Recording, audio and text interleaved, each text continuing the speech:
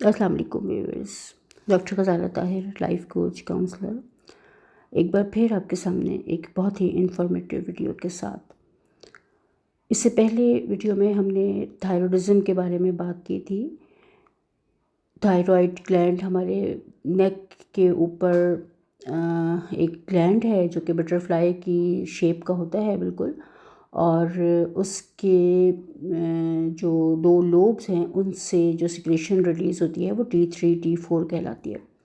अगर वो सिक्रेशन कम हो जाती है तो हाइपोथायरॉइडिज़म की बीमारी कहलाती है, और अगर सिक्रेशन बढ़ जाती है तो उसे हम हाइपरथायरॉइडिज़म कहते हैं।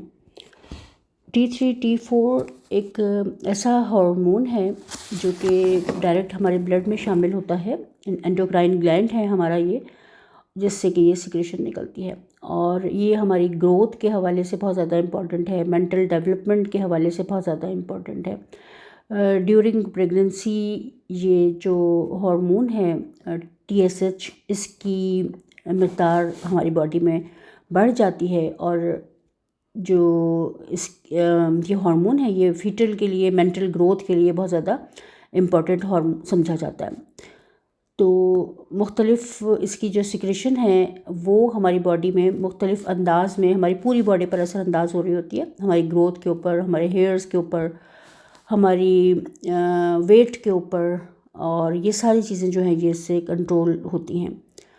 अगर हम बात करें इसकी जो सिक्रेशन है उसके हवाले से कि ये हमारी बॉडी के ऊपर क्या असरात मुरतब करती है, या इसकी कमी की वजह से क्या सिम्टम्स देखने में आती हैं। अगर हमारी बॉडी के अंदर थायराइड की कमी हो जाए, हमारी बॉडी के अंदर थायरोक्सिन हार्मोन की कमी हो जाए, तो उसकी वजह से मुख्तलिफ सिम्टम्स हमारे बॉडी के अंदर नज़र आती हैं, जिसमें कि बहुत जो इम्पोर्टेंट सिम्टम्स हैं हमने इससे पहले वाली वीडियो में बहुत डिटेल के साथ उन सिम्टम्स को डिस्कस किया था, और अगर आप उसको तफसील से देखना चाहें तो इसका लिंक वीडियो का डिस्क्रिप्शन में मौजूद होगा, आप वहाँ से उसे देख सकते हैं।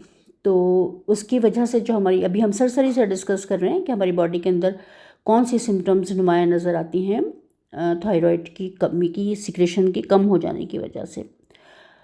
थकन महसूस होगी, सर्दी बहुत ज़्यादा लगती है, बाल बहुत ज़्यादा गिरते हैं, स्किन की पे बहुत ज़्यादा ड्राइनेस पाई जाती है, स्किन बहुत ज़्यादा ड्राई हो जाती है, और वेट जो है वो बढ़ने लगता है, वेट गेन करने लगता है जो शख्स जिसके बॉडी के अंदर थायरोक्सिन की कमी होती है। ये सारी वो सिम्टम्स हैं जो कि हमें नज़र आती हैं। और इसके अगर हम इलाज की बात करें तो उसके लिए ज़रूरत किस चीज़ की है, ज़रूरत इस बात की होती है कि एक तो मेडिसिन के ज़रिए इलाज करेंगे। अगर किसी की जो थायराइड की बहुत ज़्यादा कमी है हार्मोन की, तो उसके लिए तो हम मेडिसिन इस्तेमाल करेंगे। लेकिन अगर जो है वो इतनी ज़्यादा कमी नहीं है तो हम इसे कोशिश करते हैं कि इसे डाइट के ज़रिए बैलेंस कर लिया जाए, क्योंकि बहुत सारी हमारी ऐसी ग़िज़ाएँ मौजूद हैं जिसके इस्तेमाल से हम इस बीमारी से में बेहतरी हासिल कर सकते हैं।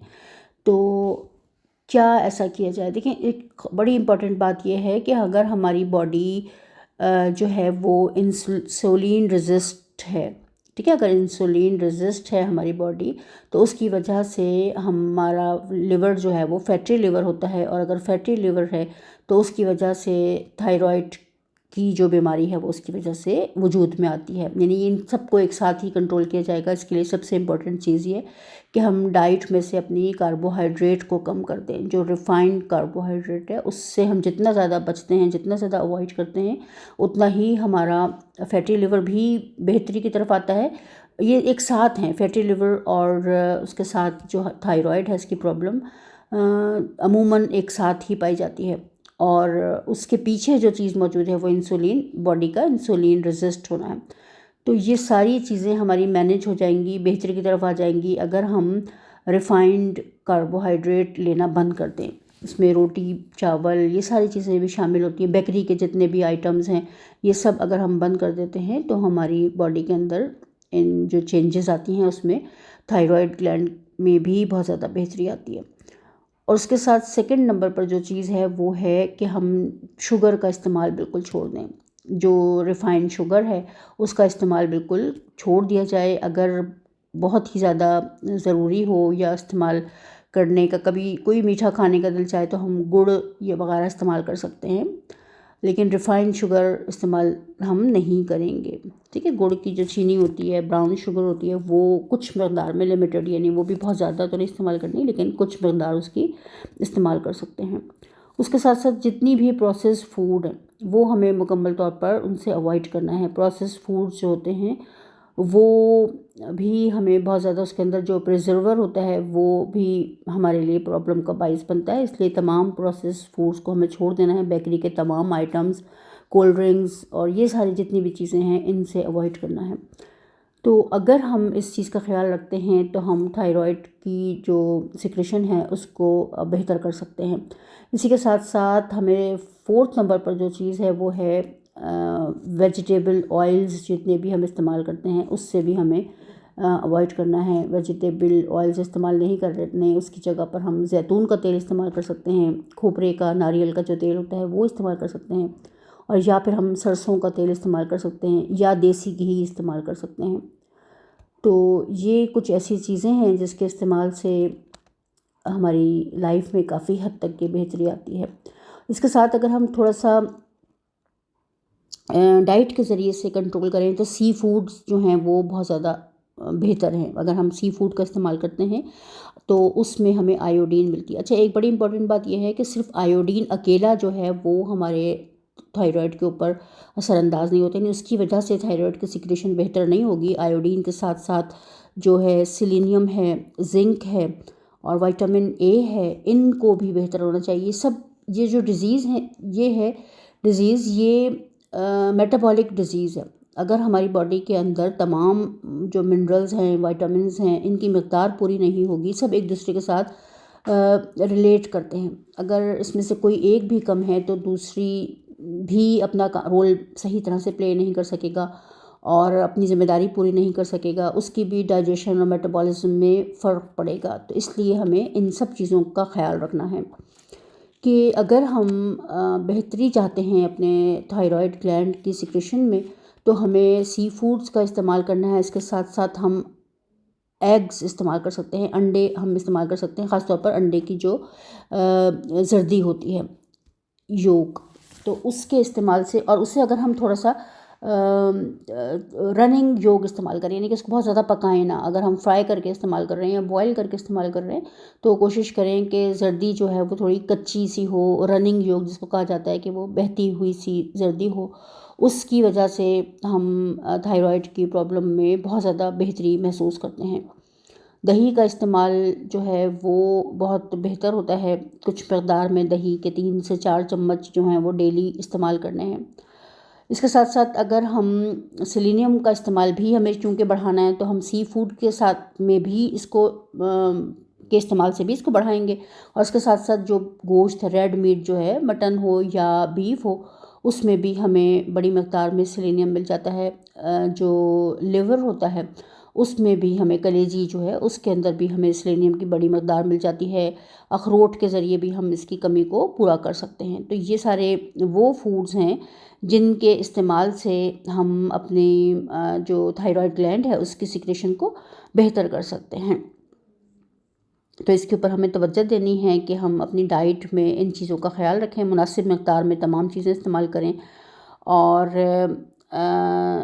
इस तरह से इस्तेमाल करें कि हमारी बॉडी में ये चीज़ें एक दूसरे के साथ मिलकर एब्जॉर्ब होती हैं।